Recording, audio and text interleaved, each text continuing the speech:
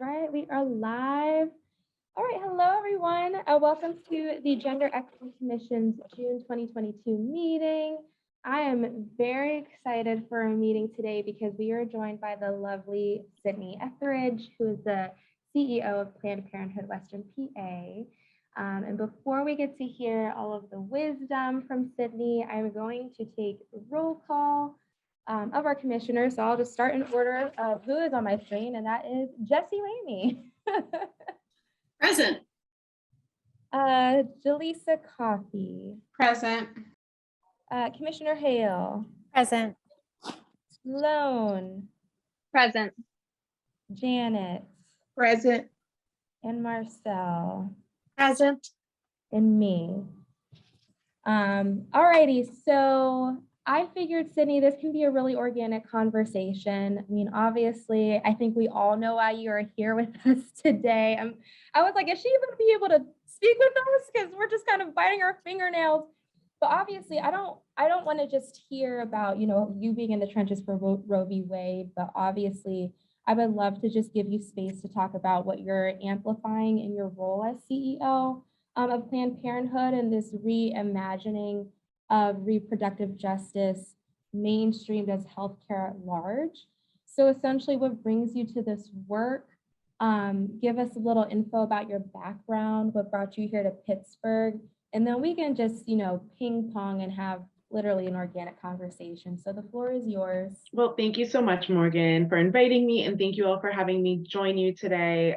It is really an honor to be here, and I was so happy. I was like, I got 30 minutes of my schedule, and I can give it to you all because I really wanted to be here today, and so thank you so much. My name is Sydney Etheridge, and I am the new president and CEO of Planned Parenthood of Western Pennsylvania. I can give a little bit of background about myself because I think talking about my work and kind of what I did before I came here really sets up kind of what I want to be doing here. And then, of course, I'm happy to talk more about what we're seeing with the Supreme Court and how that will impact our affiliate and our region.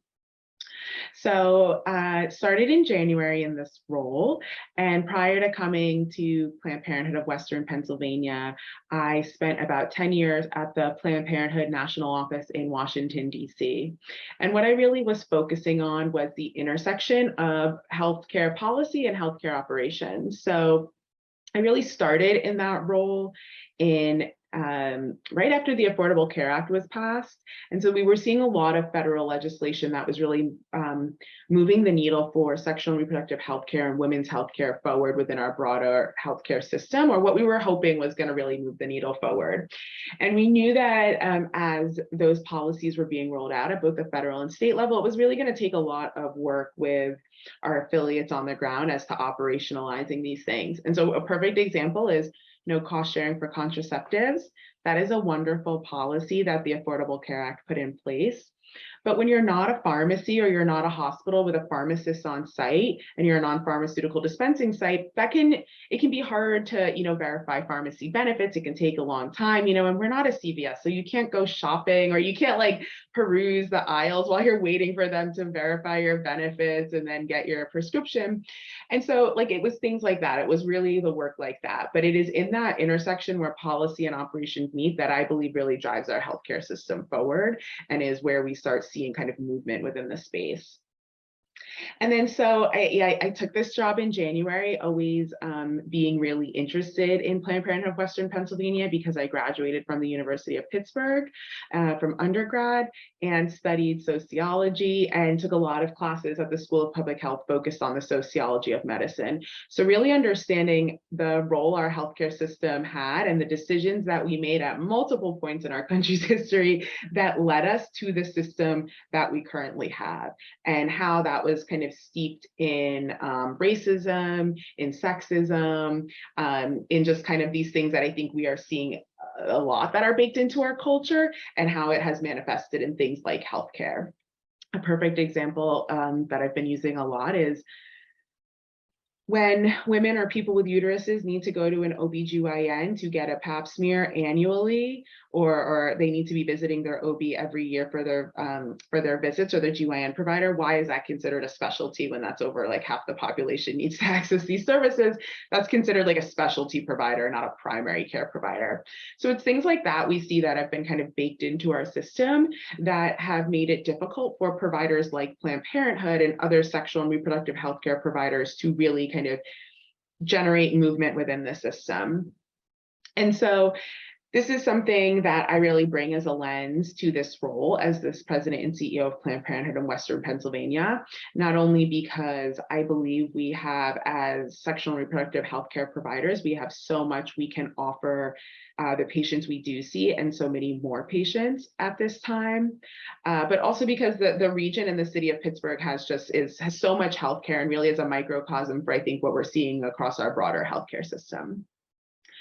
And of course, one of the main things since coming on board and being at the national office and knowing what was going on with the Supreme Court hearings and what was happening with the JHU, so the Dobbs v. Jackson Women's Health Organization case, was that we were going to really start seeing kind of potentially an erosion of abortion rights here in this country. And so stepping into this role in January, something I have been continually doing and will not stop doing is working on how we are going to respond to this moment.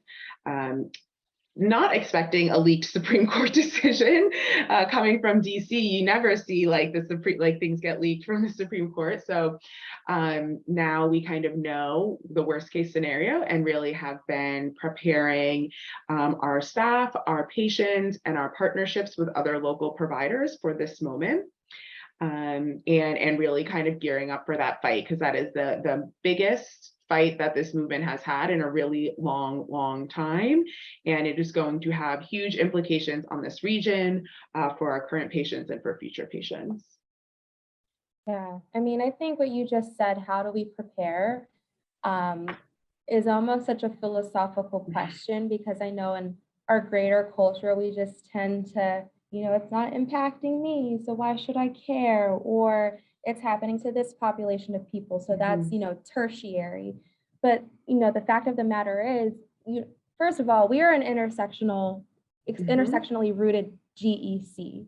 So women's rights and people with uteruses, that's human rights. So how do we collectively get people prepared for this moment? Because this is going to be a ripple effect. And we have to be in the mindset of when this happens, not if, because we'll just be in reaction mode. We tend to not be a preventative or proactive culture. So, what does that look like in the trenches on your end, but more broadly, how can we as a collective help you in this preparation mode? Yeah, I think what's so important and something I want to acknowledge is what you were mentioning, Morgan, kind of this othering in healthcare.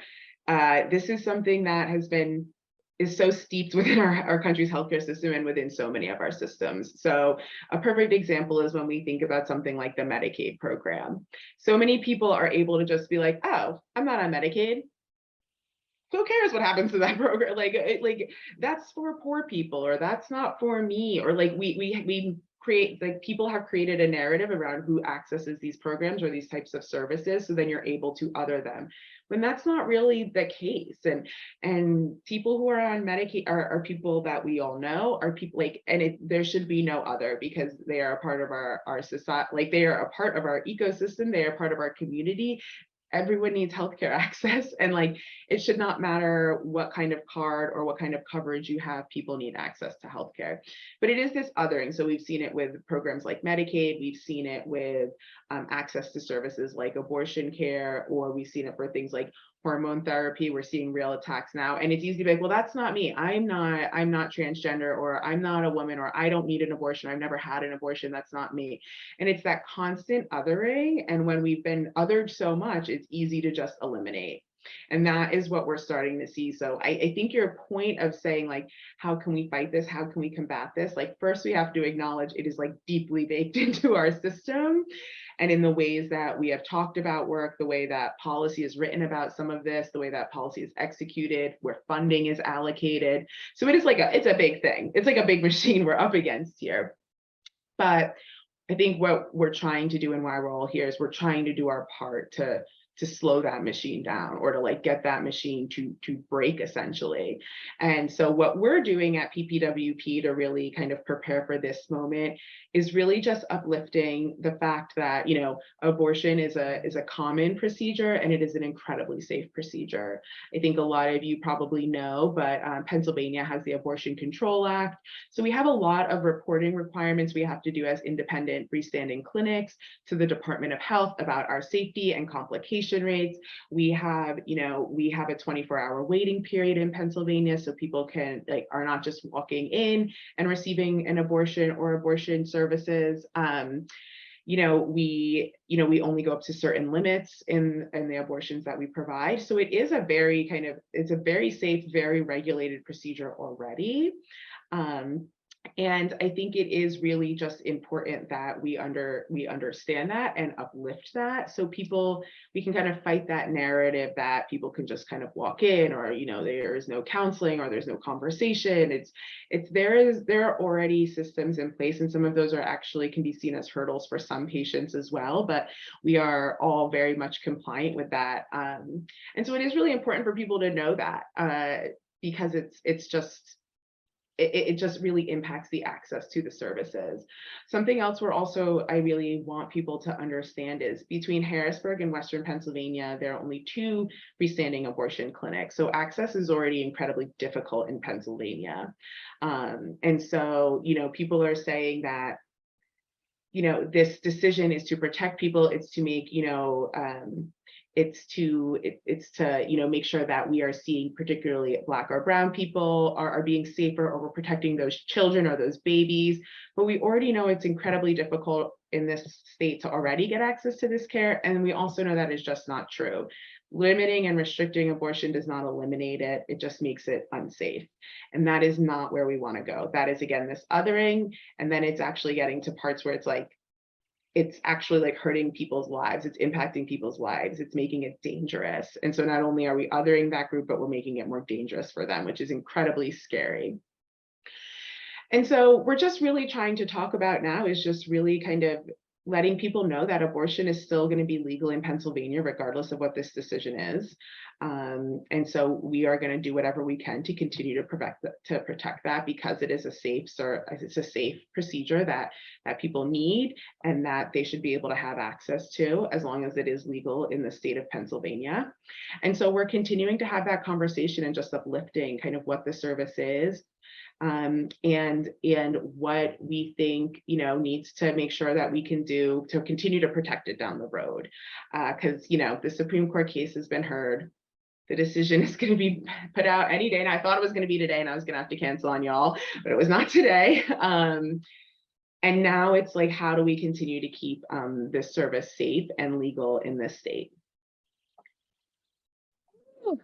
Thank you so much. I mean, I have so many thoughts in my head. I know we have only so much time, so I do want to give the floor to my fellow commissioners.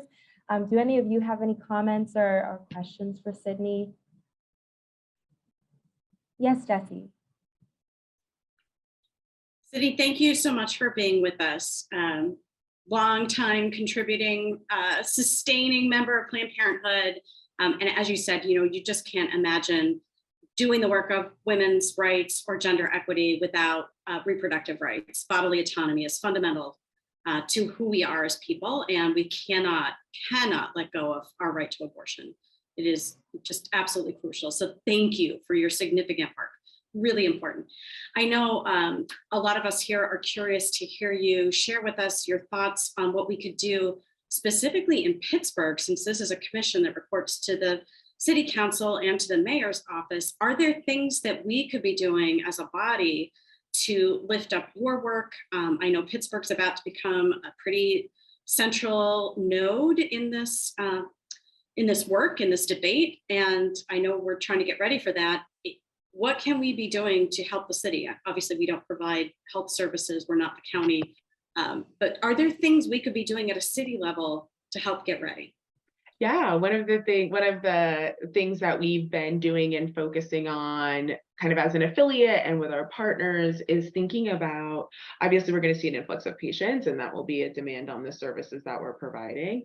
But, it is predicted that we'll also see an influx of protesters as well coming from these other places. And so something we've been thinking a lot about is security for our patients and staff.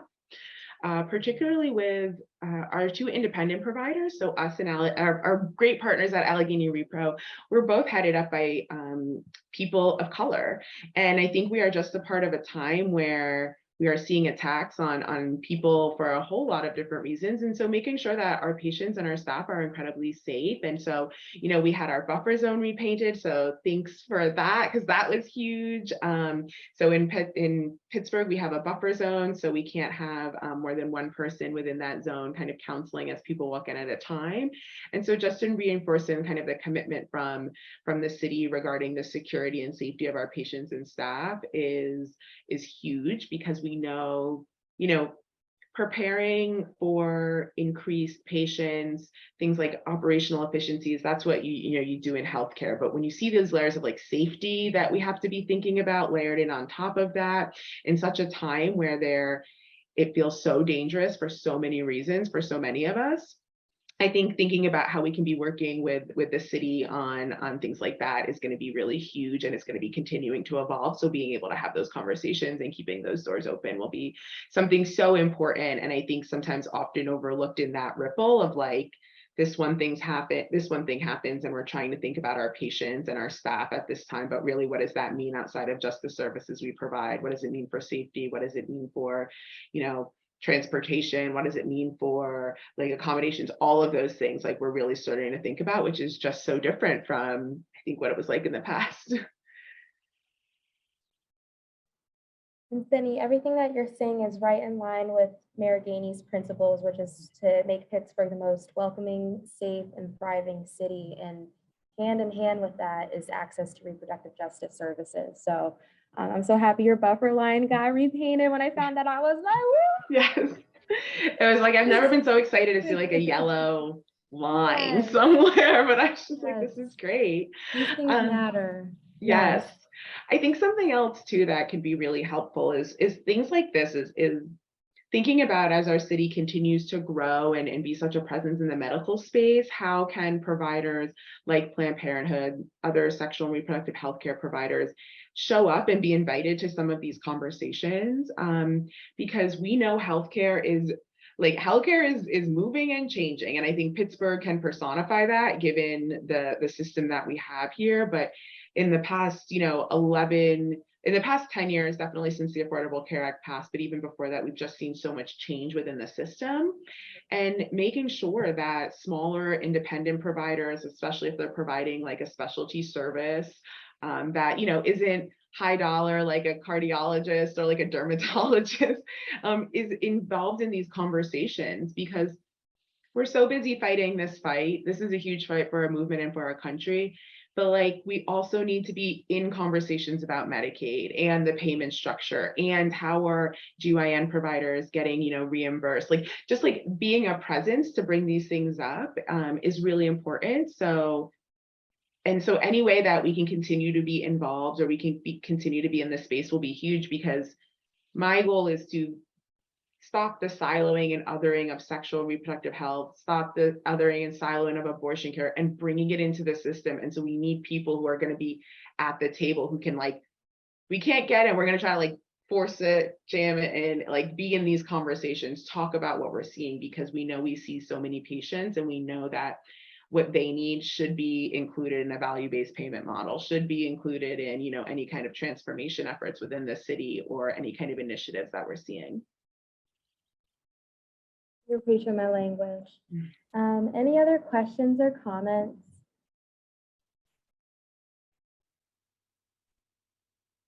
I'm so ready to just buckle up and help you whatever you need. I think we all are. And Jesse had raised the idea of the commission crafting and drafting a statement in reaction to, you know, what we're anticipating, right? And it's like, I'm really glad that she asked the question, what can we do? Because, you know, statements can only get us so far, but how can we be action oriented to uplift you at the table, to uplift the people who are often siloed out of sexual and reproductive and healthcare at large?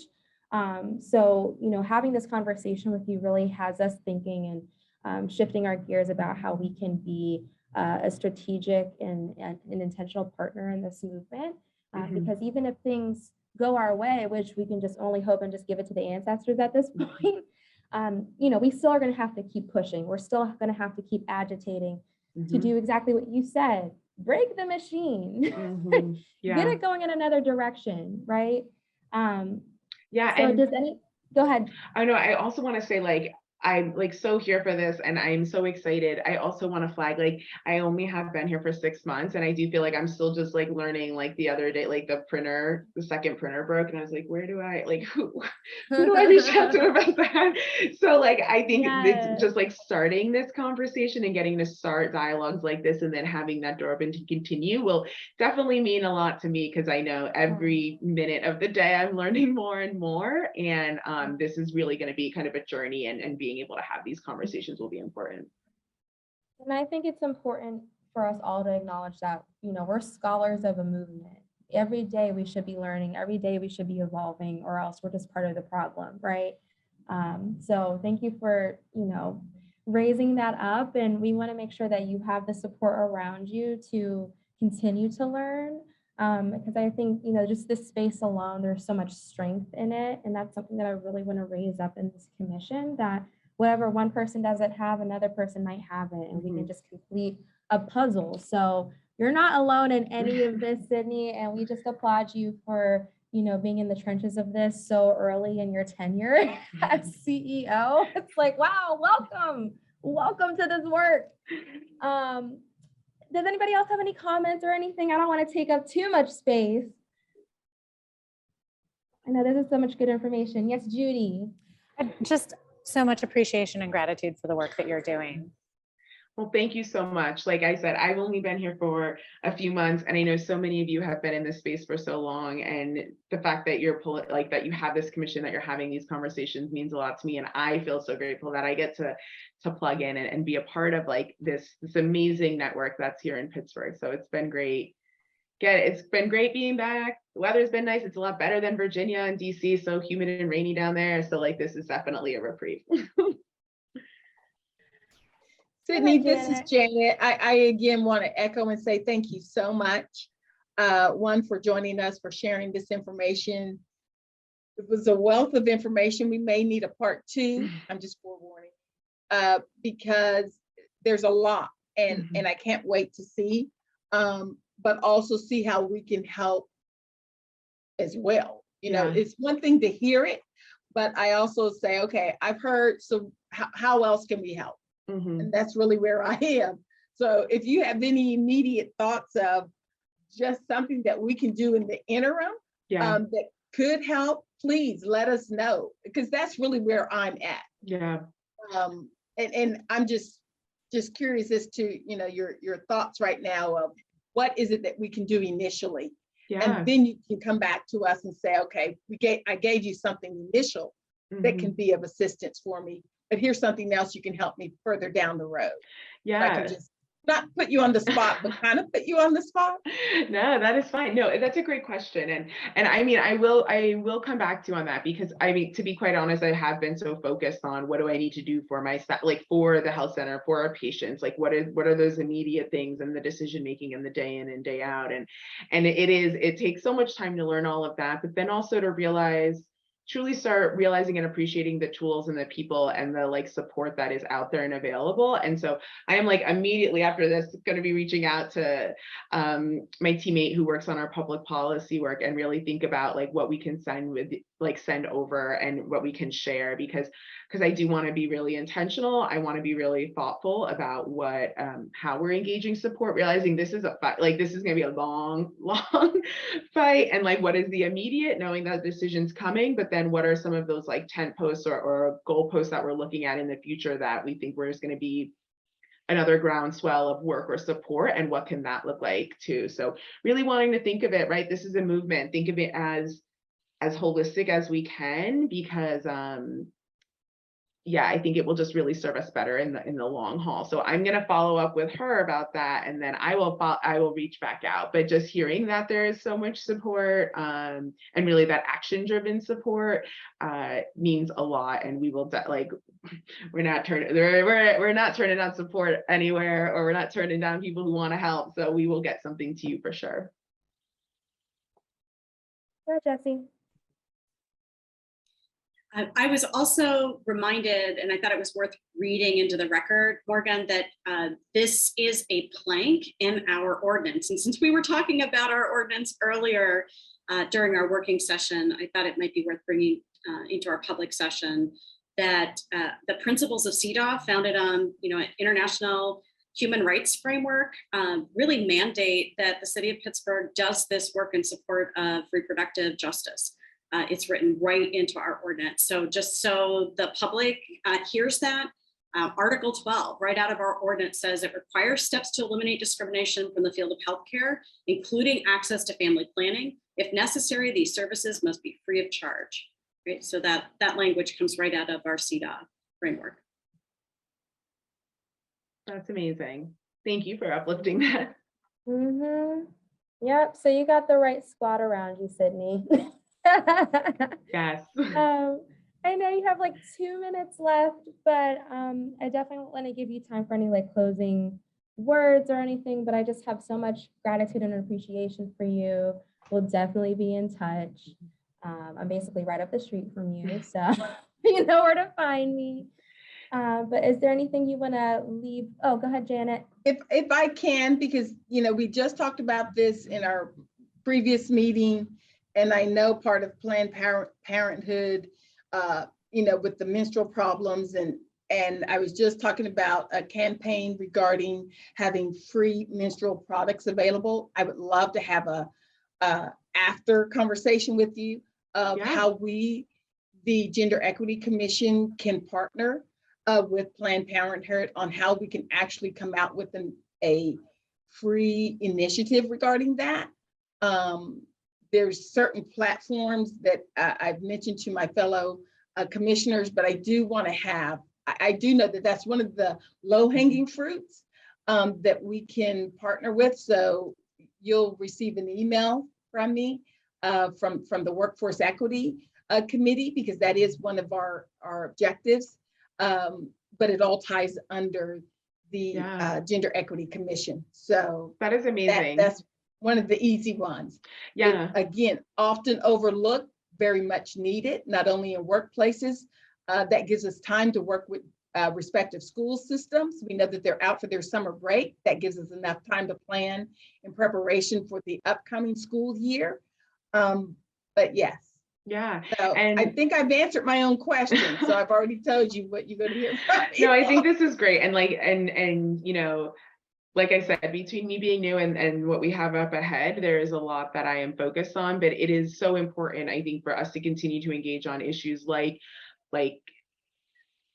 access to menstruation products, access to like low cost services, things like engaging on the conversation we're having regarding around Medicaid and and like, what does the network look like? How are people accessing other types of care? Like, there's just so many different conversations that I want us to be a part of. And unfortunately, our fight has taken us, we need to put everything so much into this, but I definitely, if anything, I want to leave here today with people thinking about us. And I don't know if you thought like how Planned Parenthood of Western Pennsylvania was thought of before, but I want us to be a part of that conversation. And so feel free to send anything my way, and I try to be really good at reading my emails too. I know people are like that, like you don't have to answer everything right away, but I can't break that habit. So like you will hear from me. So yes, please reach out. Thank you, Sydney, my sister in the movement.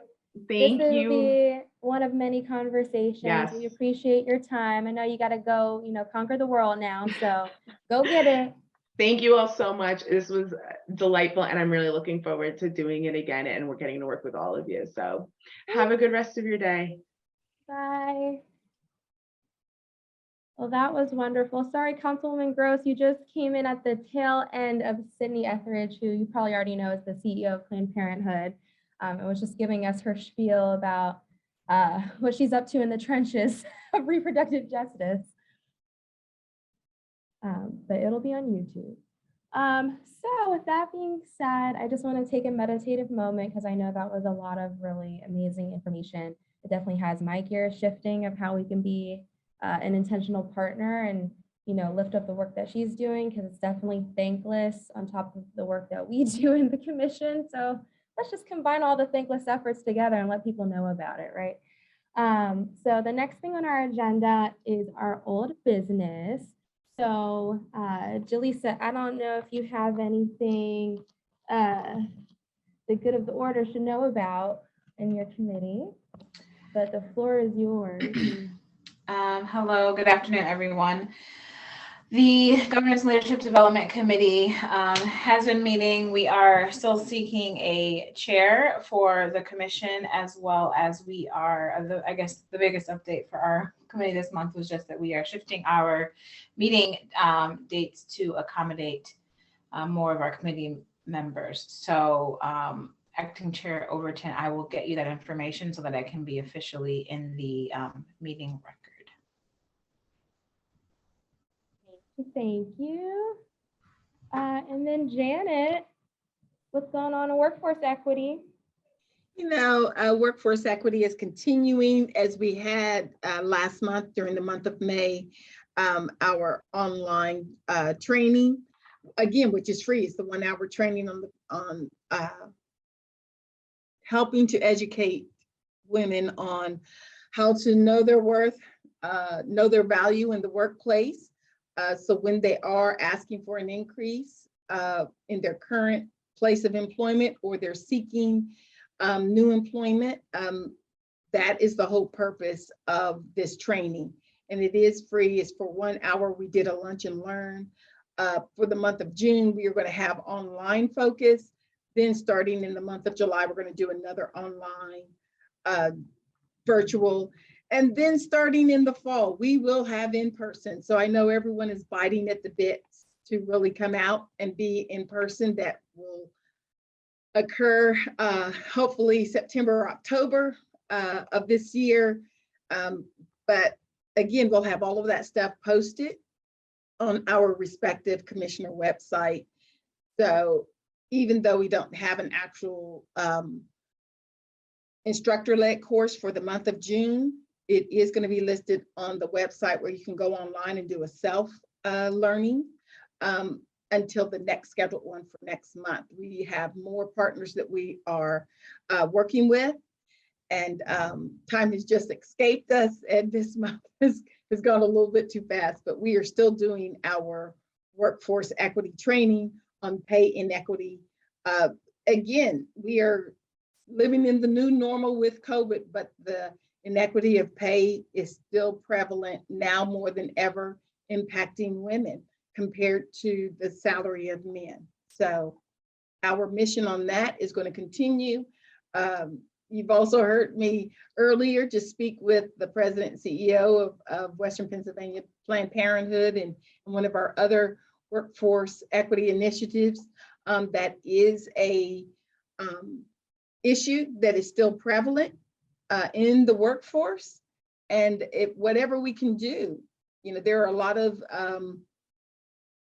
women and female identifying employees who are having to leave work early and lose time or not even report to work due to the unfortunate not having or have the capability to obtain menstrual products. And it's a shame that we are in 2022 and that we still have employees who are having to utilize their own personal time or vacation time to leave work or not report to work when this is something that I believe employers can actually provide for free to help the employees in their respective workplace. So more to come on that, but that's what's going on with workforce equity. Thank you. Thank you, Janet. And then are there any comments or questions with what either committee just reported out? It's pretty straightforward. Hey, Morgan. Yes, Jesse. I feel like I had my historian's hat on today. So, I just wanted to build on what Janet said. As Janet knows, we had a fellow working with the city of Pittsburgh in the summer of 2019.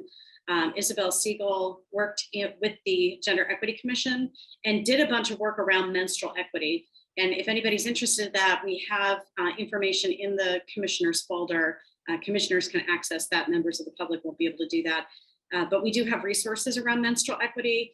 And that fellow, the student who worked with us, put together a list of resources, some best practices when thinking about menstrual equity. So just again, so we don't reinvent the wheel, we don't need to go backwards. We've done some of that work. She really helped us think too about how to be gender inclusive in that work, so that those products not only are being placed in all restrooms, but thinking about the receptacles that are needed and how we don't out people at work. So lots of good work already done there. I just wanted to make sure everybody knew we had that in the folder. Thanks, Janet, for spearheading that. Thank you, Jesse, for bringing us back to our history grounding. Are there any announcements from folks? I do want to say happy Pride Month, and we celebrate Pride all year long, but it is June, so I just wanted to give that little razzle dazzle. But are there any announcements in terms of any community happenings or anything that any of you are working on that you want folks to know about? Yes, Deb. Hi, everybody. I'm sorry that I had another conflict today.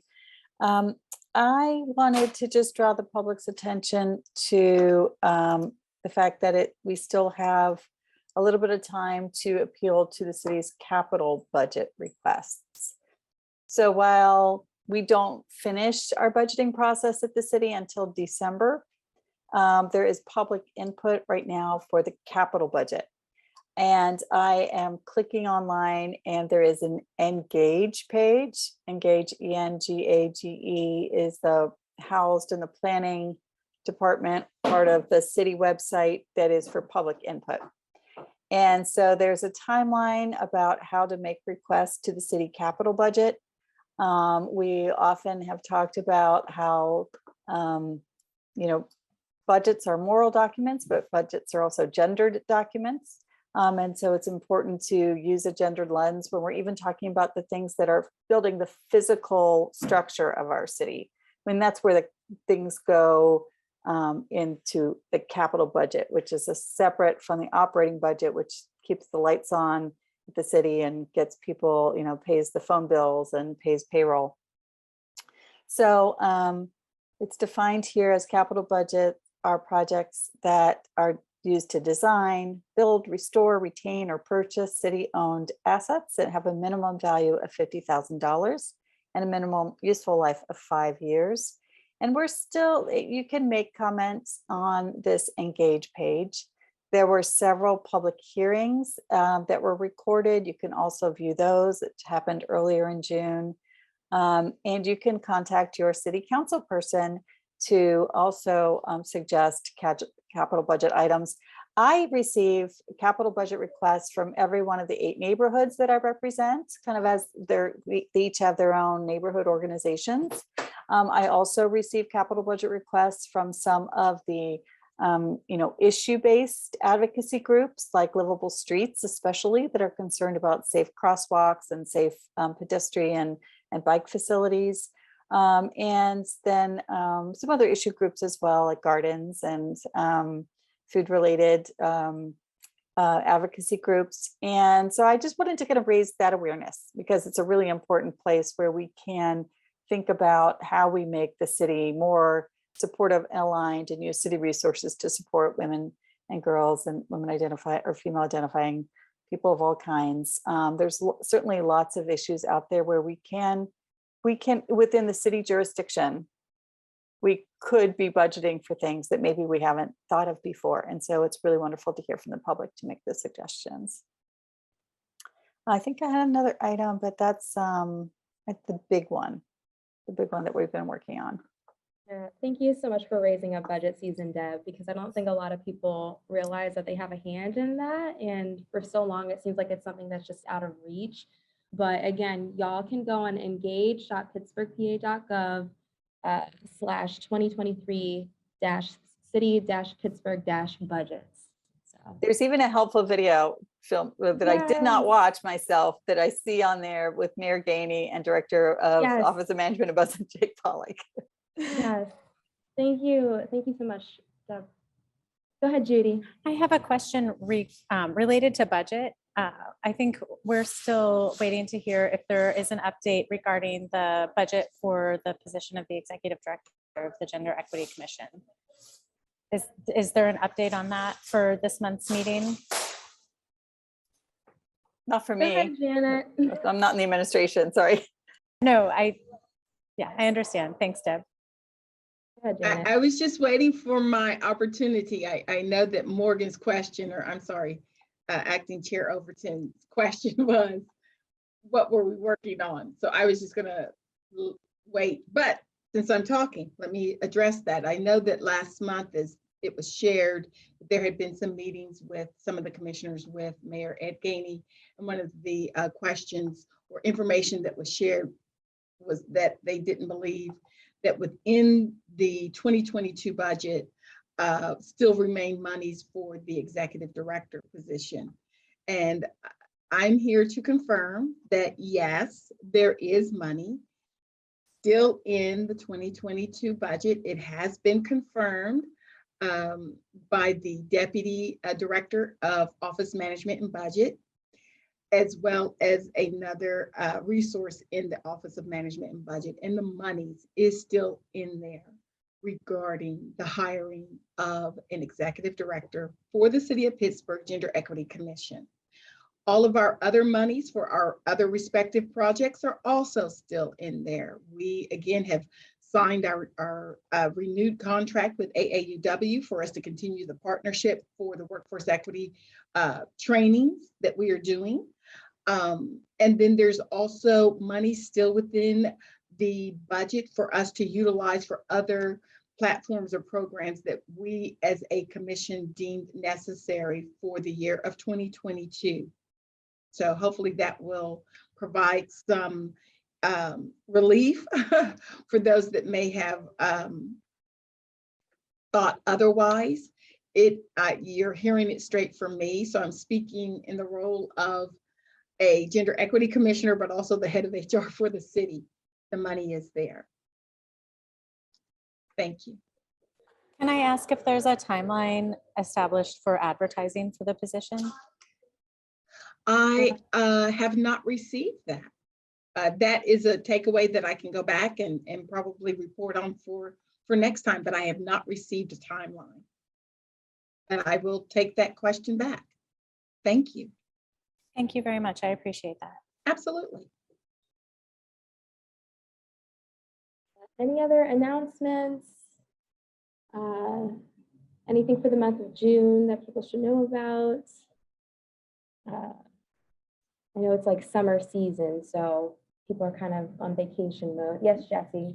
I just wanted to ask a follow-up question. Janet, is there anything else we could be doing to support your efforts to get this position hired? Is there something collectively we ought to be doing from the commission? I'm worried that you all are in, we don't want to put you between a rock and a hard place. We've got several city employees on our executive committee, and I worry about having you exposed. I don't want any vulnerability or precarity there in your positions. So I'm very aware of that. A place that women often wind up, right? So we don't want anybody feeling that pressure. Is there anything we can do as a commission to support moving the hiring process forward now that we know we have money, which is marvelous news? Thank you. No, I appreciate the question, Commissioner Ramey. And,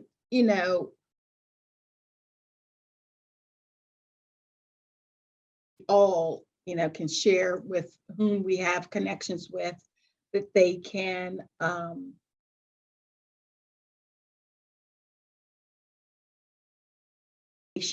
that is one form of assistance. So when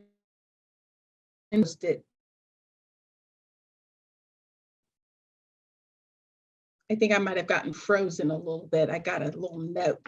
What I was stating is once the position is posted, all respective commissioners, as we did in the past, can make it known to those in our network that the respective position is posted. And if they have interest, that they can apply.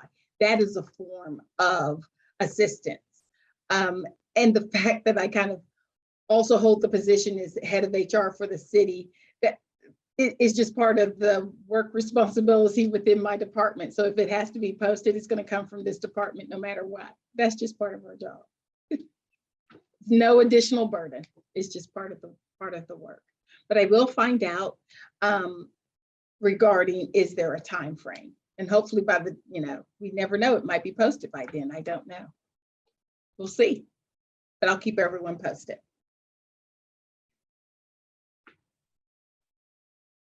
We have about 10 minutes left.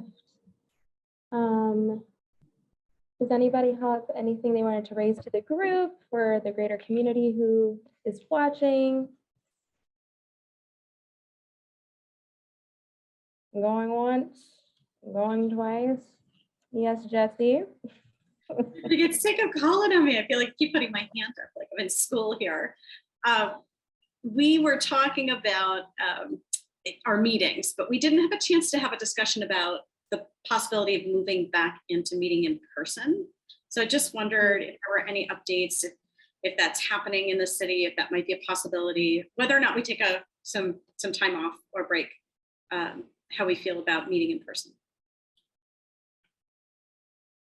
I think that's a greater question for everybody in here. Do you all feel comfortable being in person? Because I know these COVID numbers are fluctuating, and even though we're vaccinated, you can still get COVID. As someone who had it last month, I know this. So it depends on what people feel in here. I've been having in-person meetings with my respective vendors.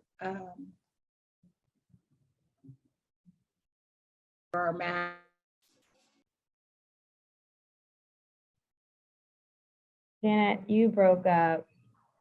No. Well, I wanted to say that I would support having hybrid meetings so that folks could participate remotely if they wanted to and in person. I personally would, unless I'm out of state on vacation, really like to participate in person.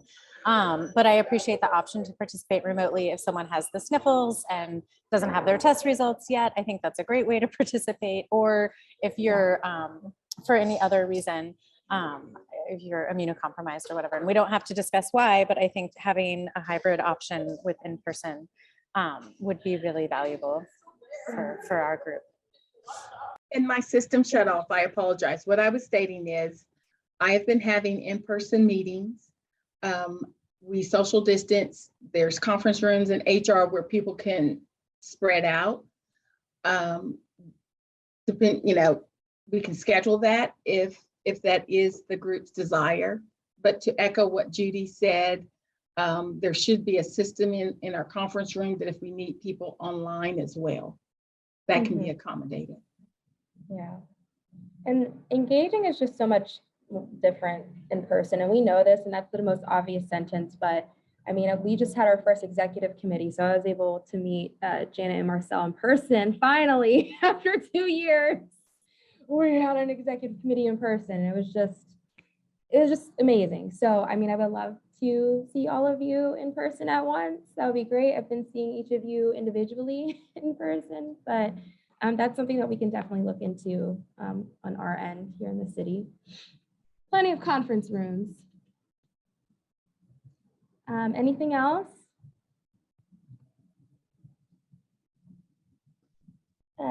If there is nothing else, that leads to any public comment. So my colleagues in the city, are there any public comments for us?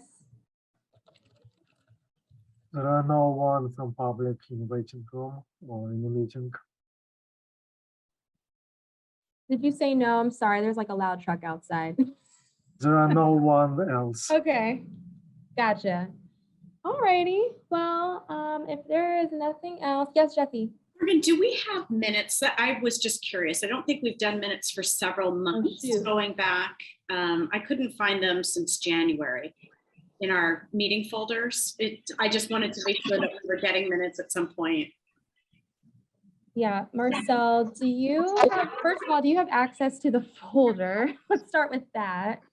Second, if you do you mind dropping in the minutes? Okay, yeah, I will do that.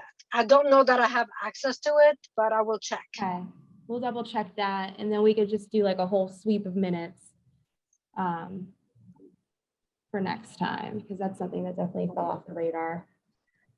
This is why we need more executive committee members and just more commissioners, because we're doing the hats of many.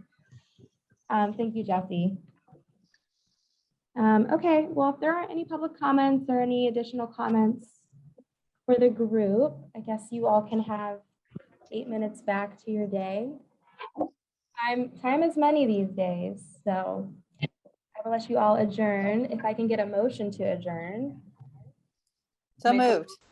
Oh, Second. All right, all in favor? Aye. Aye. All right, everyone, thank you. Stay cool today, enjoy the sun, and till next time. Bye. take care, y'all. Bye, everyone.